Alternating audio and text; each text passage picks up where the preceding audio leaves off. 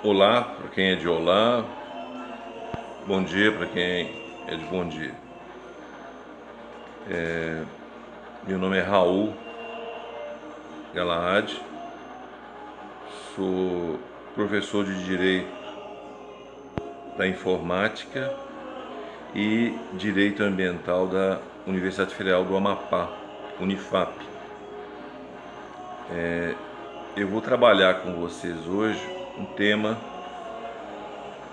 da disciplina de Direito da Informática. Eu vou trabalhar algumas questões referentes aos trabalhos acadêmicos de Direito da Informática, não é? Quais os critérios que eu acho que devem ser seguidos para que a gente consiga produzir um bom trabalho acadêmico. É claro que aqui eu estou gravando esse vídeo, tendo como o público primário os acadêmicos de direito do direito da Universidade Federal, né, da Unifap, principalmente do nono período do curso de Direito. Mas essa turma nossa, ela tem, esse período de pandemia, ela tem uma característica de ser extremamente diversa. Então ela não concentra apenas acadêmicos do nono período, mas acadêmicos de diversos períodos. Então o público primário, mas é claro, esse trabalho vai estar sendo disponibilizado na rede, essa apresentação. Então, consequentemente, é um trabalho que vai para o mundo, não é?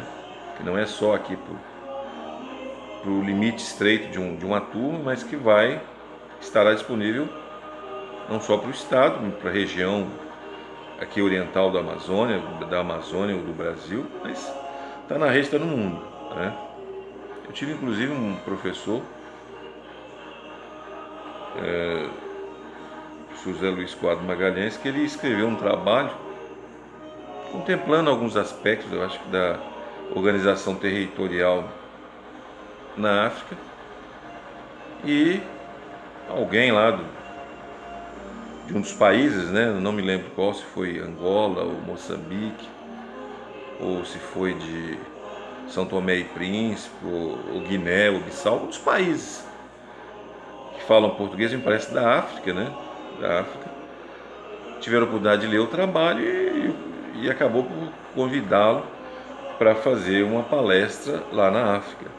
Então, para que vocês tenham aí a noção dessa relatividade tempo e espaço, né?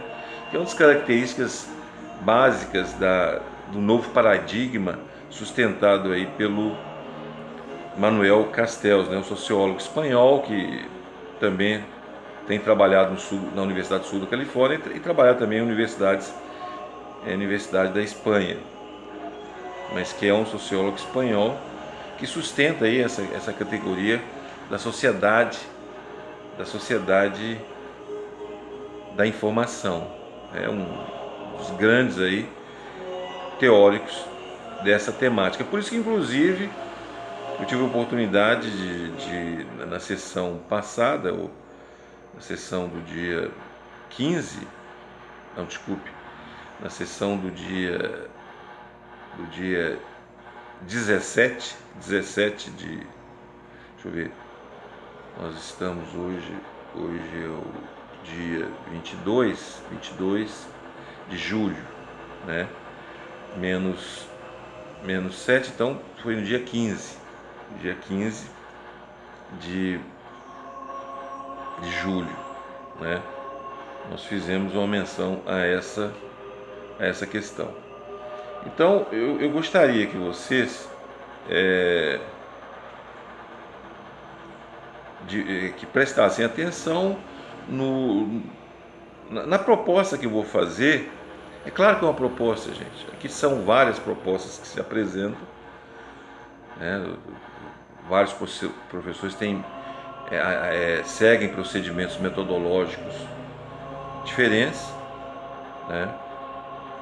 E eu basicamente eu sempre trabalho há muitos anos, eu sou professor há mais de 30 anos, eu sempre sigo até a questão, a estrutura de trabalho de grupo, né?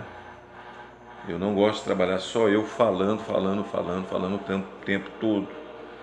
Eu quero ver também os acadêmicos demonstrarem sua capacidade de pesquisa, né, de realizarem pesquisas, de buscarem fontes fidedignas, fontes críveis, né, fontes críveis, porque nós estamos no mundo da informação, e mais do que a informação, são produzidos muitos dados, né, que são símbolos que alimentam essas informações, e que informações depois que você vai ter que ser seletivo. Até o Mário Sérgio Cortella, filósofo, ele faz até uma observação interessante, né? Sobre a questão da informação, não é?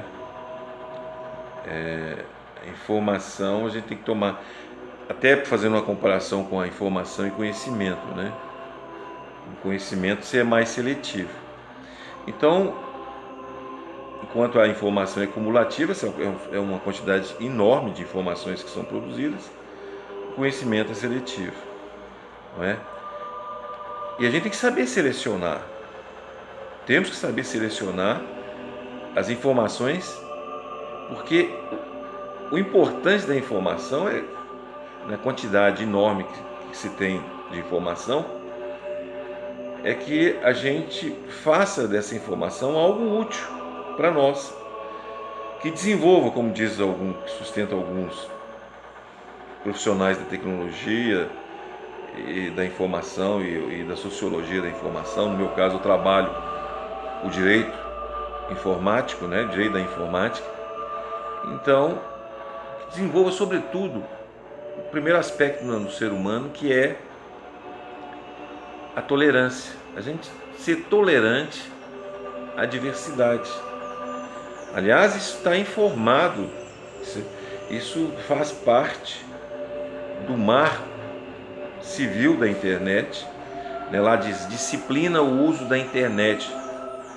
Está lá no artigo 2º da Lei 12.965 de 2014.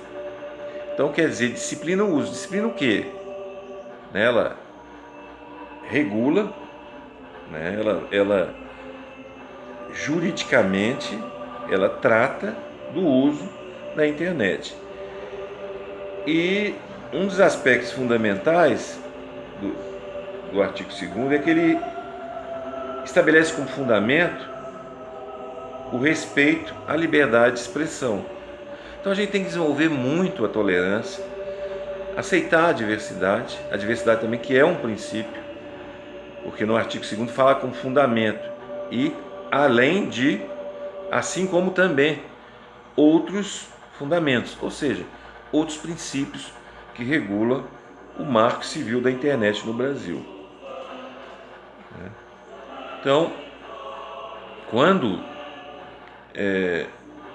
a gente fala do marco civil, a gente tem que sempre lembrar, principalmente, né, os princípios contidos no artigo 2º da Lei 12.965. Bem, eu tenho usado, vocês devem ter observado, tanto no áudio que nós fizemos há 2 semanas atrás, e assim como, salvo engano, foi no dia 8, nós fizemos um áudio em que nós contemplamos, né, os diversos temas do direito da informática, e nós demos uma ênfase tanto ao marco civil da internet como à Lei Carolina Dickmann. Abordamos também, assim com mais vagar também, as moedas virtuais. Então, entre alguns temas aí que nós trabalhamos mais, nós fizemos uma apresentação geral dos grandes temas de direito da informática, e aí eu tive a oportunidade de falar do Marco Civil da Internet, como também da Lei Carolina Dickmann, que eu, de uma forma ou de outra, hoje eu vou voltar, estou voltando aqui agora no Marco Civil da Internet, e também vou voltar também em relação à Lei Carolina Dickmann, que provavelmente serão aí os primeiros trabalhos a se apresentar a partir do mês de agosto. A minha proposta, então, é uma proposta formal. Eu vou apresentar uma proposta formal de uma estrutura de um trabalho acadêmico. Então, o trabalho acadêmico, logo de início, você vai titular. Vai ter que titular o trabalho, né? Marco Civil da Internet, o aspecto que você mais explorar, por exemplo, princípios do Marco Civil da Internet, ou os direitos e obrigações dos usuários no Marco Civil da Internet. Também o aspecto principal que você explorar no trabalho, então você vai refletir o seu título. Tem que refletir o aspecto principal que foi explorado, as principais categorias exploradas no seu trabalho. Então isso aí tem que refletir na titulação do trabalho. Depois vocês têm que colocar o nome de vocês, o nome dos acadêmicos. No caso, esse trabalho de direito da informática, eu pedi que fossem organizados duetos. Então são grupos de 2 pessoas que apresentarão esses trabalhos em grupo, certo? Esse trabalho em grupo, que deve ser apresentado através de um vídeo, deve ser apresentado com versão em vídeo, e deve ser apresentado também uma versão escrita. Essa versão escrita é uma versão provisória do trabalho, tá certo? Mas aqui tanto em relação ao vídeo, como em relação ao trabalho escrito, essa versão provisória, que aí ao final do curso que se dará em setembro, vocês terão, parece que nossa última aula é dia 27 ou 28, não sei, de setembro. Aí nessa última aula é que vocês apresentarão, de preferência até um pouco antes, até uma semana antes, mas no limite isso aí, tá? Apresentarão a versão definitiva do trabalho. Se conseguirem concluir a versão definitiva antes, tanto melhor para nós, que aí não corremos nenhum risco de atrasar o lançamento das notas, não é? Então, tanto para o trabalho em vídeo, que é esse trabalho de apresentação deve ser apresentado para toda a turma, também o trabalho escrito também deve ser disponibilizado para toda a turma, né? Vai ser distribuído lá, vai ser apresentado lá no chat. Em relação ao trabalho em vídeo, vocês podem fornecer apenas o link, e aí a pessoa acessa o trabalho no link, não é? E em relação ao trabalho escrito, tem que ter uma versão provisória escrita, aí, compacta, né?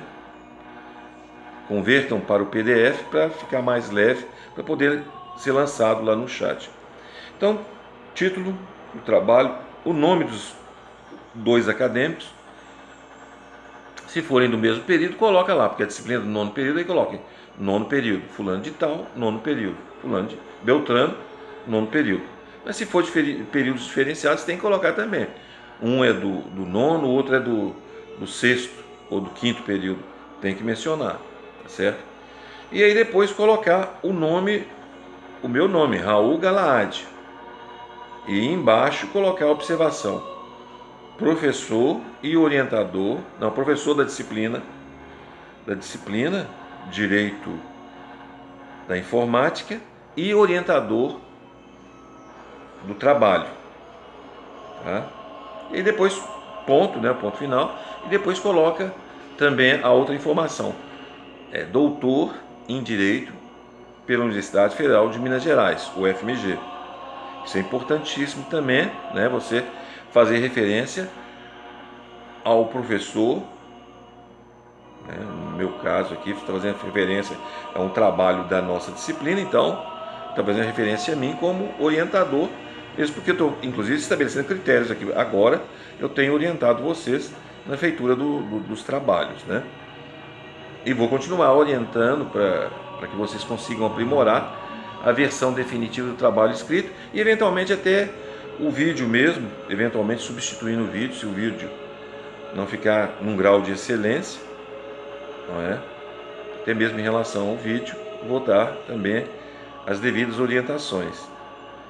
Isso também conta positivamente para os acadêmicos, que significa que o trabalho deles foi avaliado pelo professor. Nós temos aí no nosso curso vários professores doutores e alguns professores mestres. Aliás, o nosso curso de Direito da Universidade Federal do Amapá, a Unifap, é o curso que mais número de doutores tem no Estado. Dos diversos cursos de Direito que nós temos no Estado, o que tem o maior número de doutores é o nosso. Quando não é doutor, é mestre, né? São professores aí, e muitos, inclusive, doutores na universidade onde que eu me doutorei, a Universidade Federal de Minas Gerais, né? Eu sou mais antigo, sou de 2000. A turma que tem formado agora é de 2020, 2019, são doutores mais recentes, são doutores mais frescos, né? Fresco no bom sentido é que são recém-doutores, tá, gente? É brincadeira aqui, não sei se de mau gosto, mas no sentido de que são recém-doutores, né? São novos doutores aí que a nossa casa tem. Então tem que ter lá título, nomes dos acadêmicos, nota em relação ao período a qual eles estão ligados, o nome do professor e depois a nota em relação ao professor, constando a disciplina, a orientação e a minha titulação. Aí, gente, vocês começam o trabalho, vocês podem fazer uma pequena apresentação do trabalho, de umas 5, 6 linhas, de que se trata o trabalho. E usando como referencial teórico, né, o trabalho trata dos princípios ou dos direitos e obrigações dos usuários na rede, e tem como marco teórico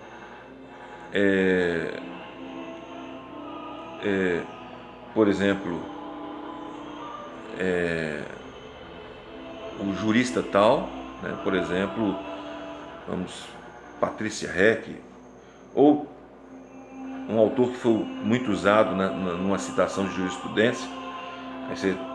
Na jurisprudência, aí se faz referência, por exemplo, a um jurista brasileiro, o Damásio de Jesus. Aí vocês vão, se usarem o jurista em algumas passagens do trabalho, então é justo que ele contemple também, que ele integre o marco teórico do trabalho.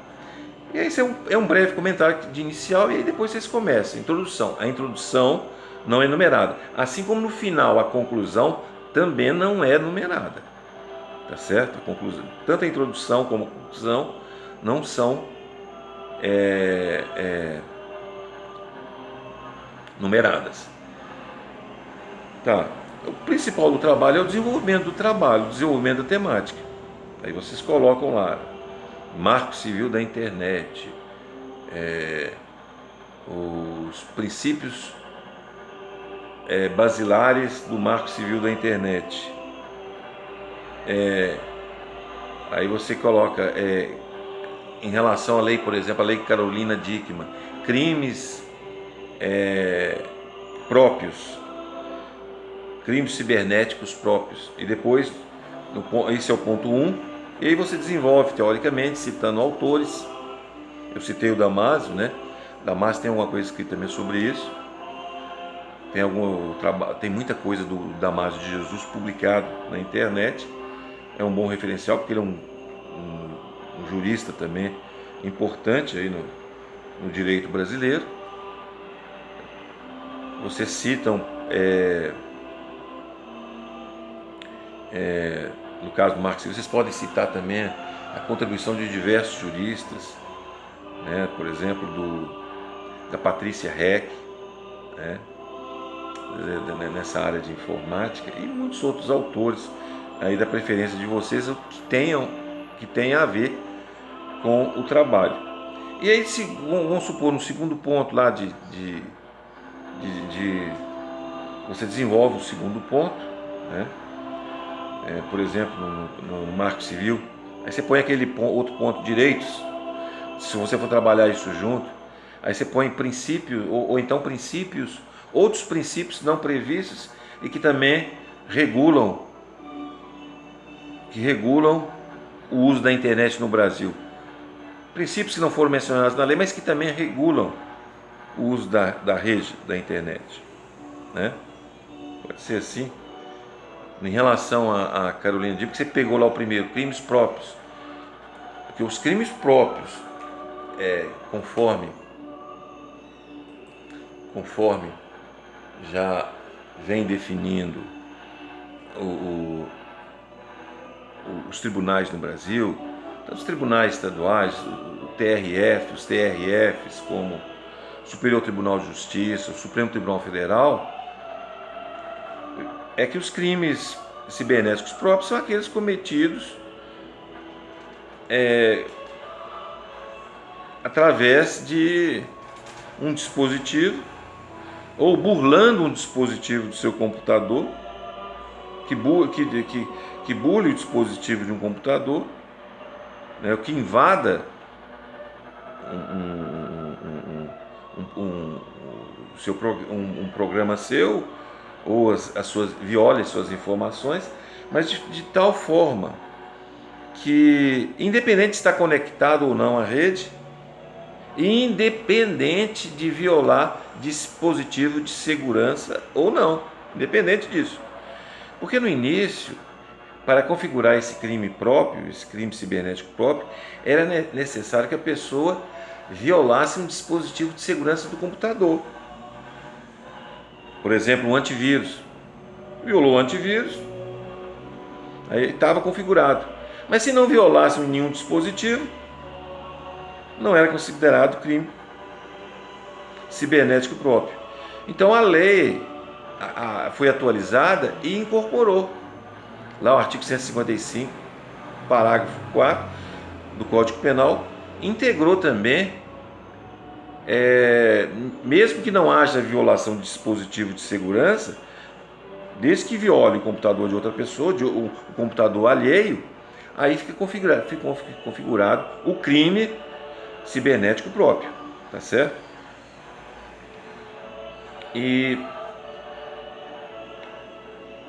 Então, o segundo ponto, você pode também, vamos continuar aí com esse exemplo da Lei Carolina Dickmann, o ponto 2, você colocaria lá, crimes cibernéticos impróprios. Primeiro você furta os dados de uma pessoa, não é? É um crime patrimonial.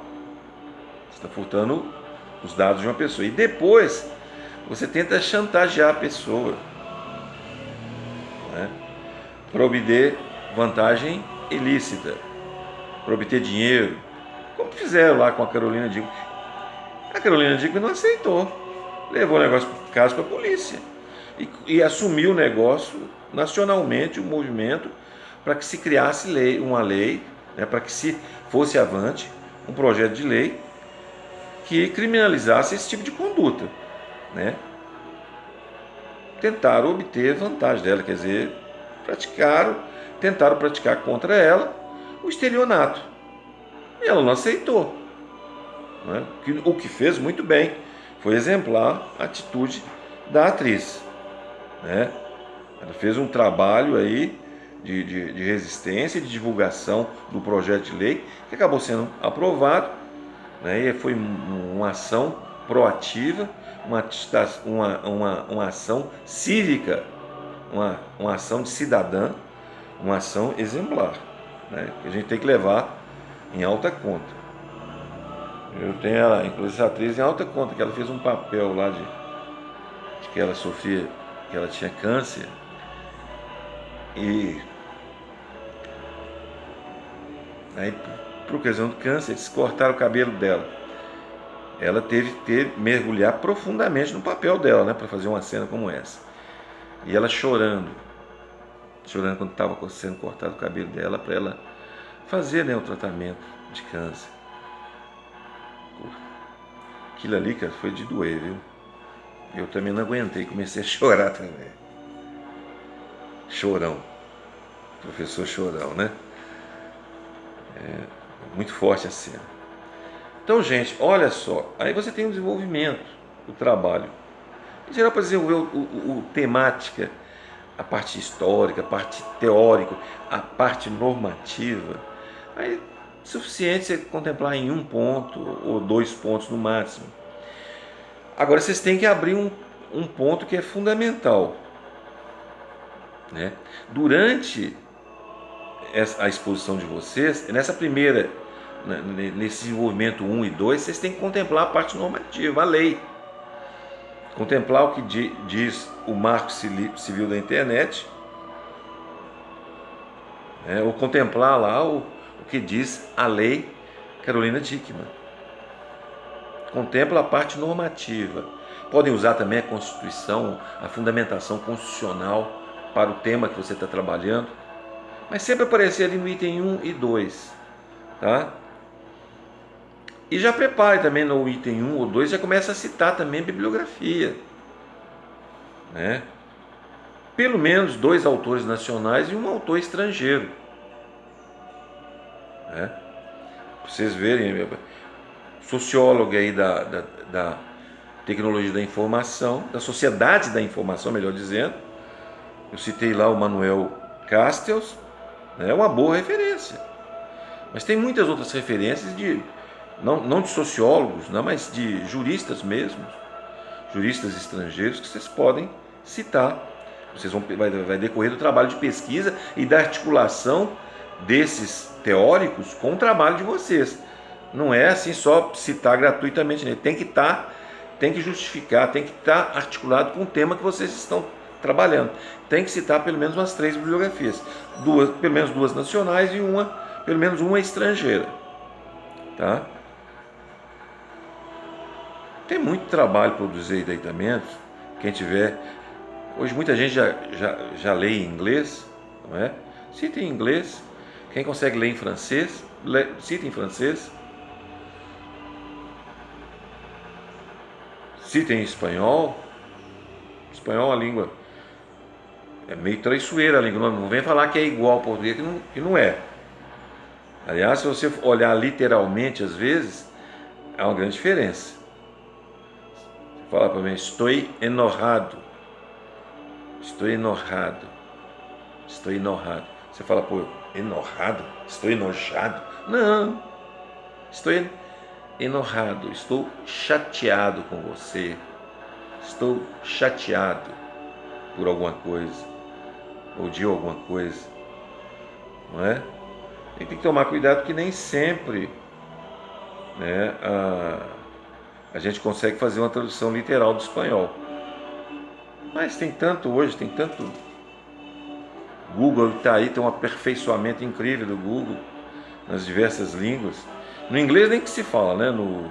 A parte do Google, a parte do inglês é a mais bem cuidada de todo o Google, do Google Translator, né? Do Google Tradutor, é a referente à língua inglesa, tá? Então vocês deverão então trabalhar essa questão da doutrina. Deve ser citada ao longo do trabalho, não deve ter um item para citar a bibliografia, não. Ela deve ser citada no item 1, 2, 3, 4, não sei quantos itens tiver o seu trabalho, ela deve aparecer ao longo. Ela deve aparecer também, é importante aparecer o referencial teórico, pelo menos esses 3 principais que vocês têm que citar, ele deve aparecer ali na apresentação do trabalho, antes da introdução, deve aparecer na introdução, deve aparecer também lá na conclusão e deve aparecer no desenvolvimento do trabalho.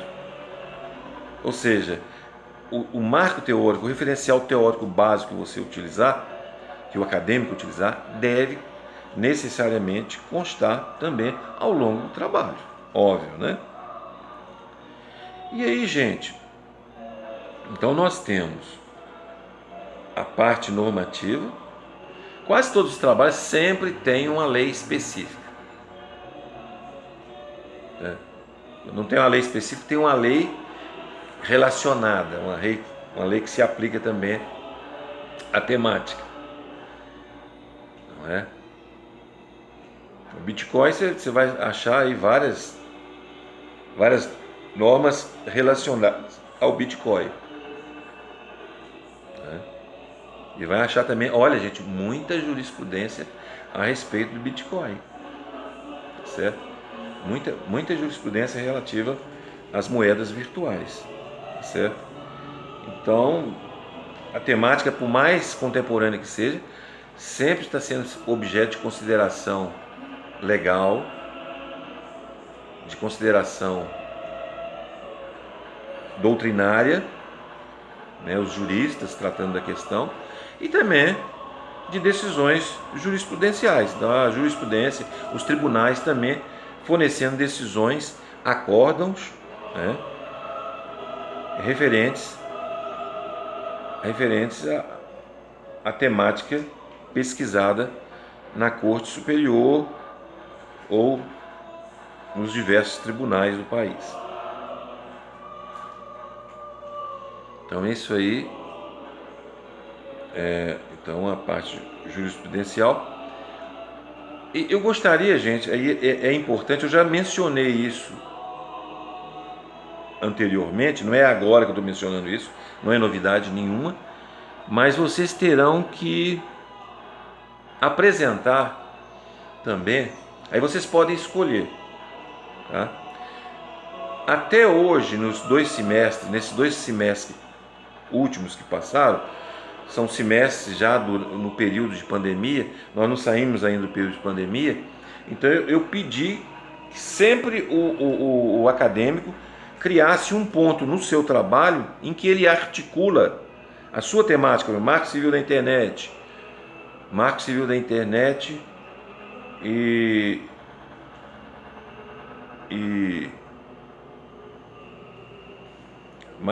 Internet e pandemia, Marco Civil da Internet, né, no período da pandemia, um item sobre isso também. Ou Lei Carolina Dickmann, olha gente, tem aumentado os crimes cibernéticos no período de pandemia? Nossa Senhora, tem aumentado muito. E o trabalho virtual, não tem uma temática sobre trabalho virtual? O home office, o trabalho virtual? Nós temos uma temática dessa. Aumentou também? Aumentou também. Tem alguma disposição? Tem. Inclusive do governo federal regulando como é que deve ser o trabalho em home office. Tem normas sobre isso. Tá? E tem trabalhos escritos sobre isso. Juristas, principalmente artigos, gente.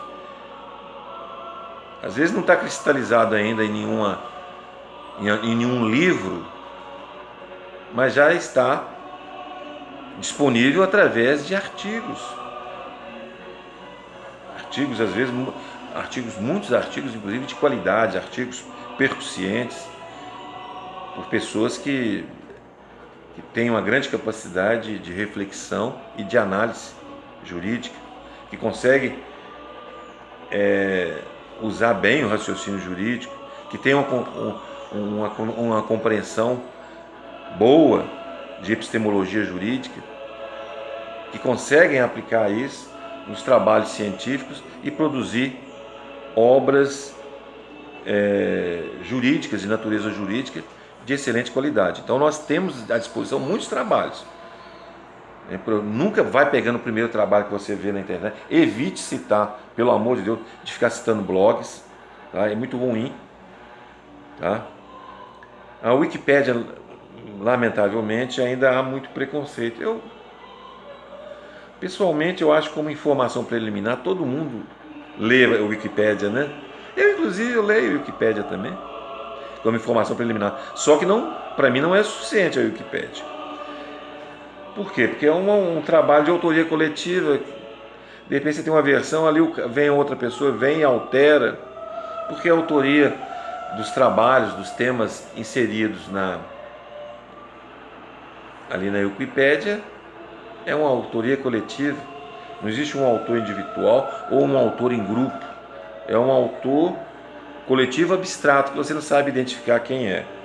Então, por isso, há o certo ceticismo em usá-la como fonte bibliográfica, porque ninguém ali assume responsabilidade, né? Não há como apurar responsabilidade e atribuir responsabilidade a algum autor ou a um grupo de autores, um grupo de pesquisa que desenvolva o tema. Então, gostaria de fazer essas observações, que essa conexão também com a pandemia, ou então, ao invés de fazer, como a gente já está começando a liberar, né, já as pessoas não estão tanto mais em casa mais, já estão saindo para trabalhar, estão saindo para vender seus produtos. Eu tenho observado nos últimos meses que mudou muito, as pessoas estão saindo na rua para vender suas cestas de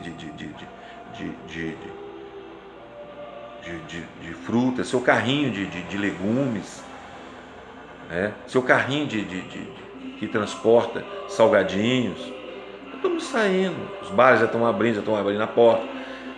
Antes abria dissimuladamente, atendia pelos fundos, né, do bar. Agora não, agora está sendo assumido mesmo. Estão abrindo, indo até às 10 horas da noite. Ainda tem alguns cuidados, mas está abrindo. Tal ponto aí que nós tivemos recentemente a Copa América no Brasil. Sem torcedores, né? Sem torcedores. E para mim foi uma balela também, uma conversa tão fiada, né?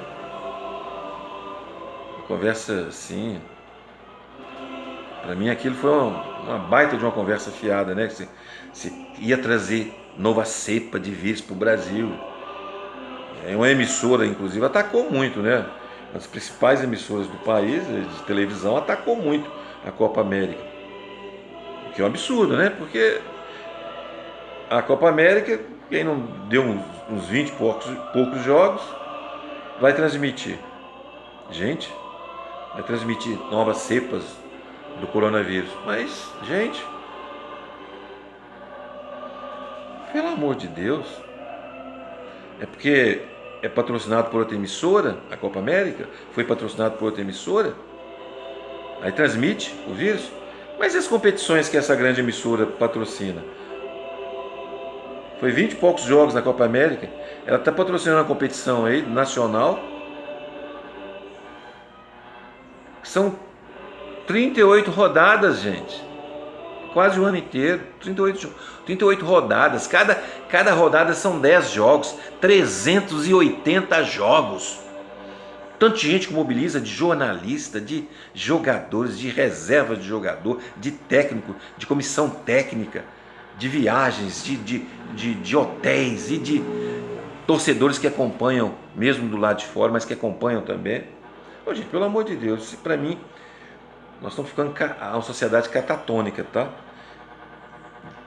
Determinados segmentos do país estão num nível de hipocrisia tremenda, viu?